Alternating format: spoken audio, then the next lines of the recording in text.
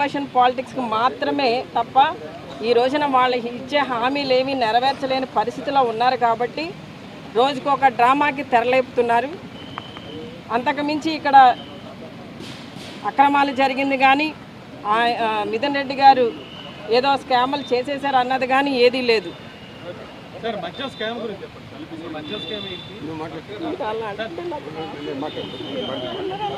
ఈ రోజున మిథున్ రెడ్డి గారిని ఇంత దారుణంగా అక్రమంగా అరెస్ట్ చేసి ప్రతిపక్ష నోరులు నొక్కే కార్యక్రమము ఇవాళ ఆంధ్రప్రదేశ్ ప్రభుత్వం చేస్తూ ఉంది.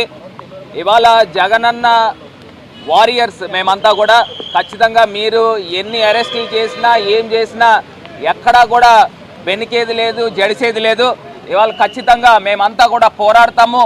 మిథున్ రెడ్డి గారికి బాసటగా ఆంధ్రప్రదేశ్ వ్యాప్తంగా వైఎస్ఆర్సీపీ ప్రతి ఒక్క శ్రేణి కూడా నడుము కట్టి ముందుకున్నామని ఈ సందర్భంగా తెలియపరుస్తూ ఇవాళ ఆంధ్రప్రదేశ్ రాష్ట్రంలో జరిగేది ఇప్పుడు జరుగుతూ ఉంది స్కామ్. గత ప్రభుత్వంలో చంద్రబాబు నాయుడు గారు ముఖ్యమంత్రి కింద ఉన్నప్పుడు డిస్టిలరీస్కి ప్రివిలేజ్ ఫీ అనేది తగ్గించారు.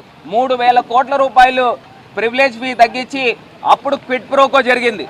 మళ్ళీ ఇప్పుడు సిండికేట్లతో ఏ రకంగా వ్యవహారం చేస్తూ ఉన్నారు. గతంలో లిక్కర్ సేల్స్ గణనీయంగా తగ్గింది, లిక్కర్ అమ్మకాలు గణనీయంగా తగ్గింది, రెవెన్యూ గణనీయంగా పెరిగింది.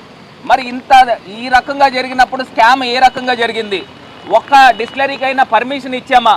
గతంలో చంద్రబాబు నాయుడు గారు కేవలం కొన్ని హ్యాండ్ పిక్ డిస్టిలరీలకు పర్మిషన్లు ఇచ్చి అక్కడి నుంచి స్కాములు జరిగినాయి. కానీ ఇప్పుడు మా ప్రభుత్వంలో గతంలో చంద్రబాబు నాయుడు గారు దిగిపోయే టైంకి 16,600 కోట్ల రూపాయలు సంవత్సరానికి ఆదాయం ఉంటే జగన్మోహన్ రెడ్డి గారు దిగిపోయే టైంకి 24,700 కోట్ల రూపాయల ఆదాయం పెరిగింది.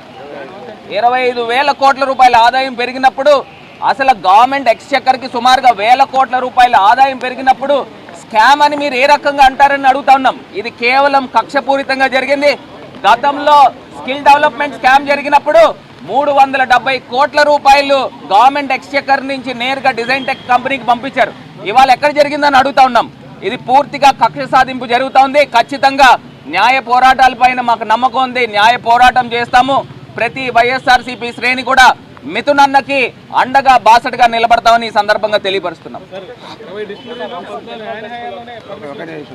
చెప్తాను, వైఎస్ఆర్ కాంగ్రెస్ పార్టీ అధికారంలో ఉన్నప్పుడు మా నాయకుడు ముఖ్యమంత్రిగా జగన్మోహన్ రెడ్డి గారు ఏ డిస్టిలరీకి కానీ పర్మిషన్ ఇచ్చిన దాఖలాలు లేవు.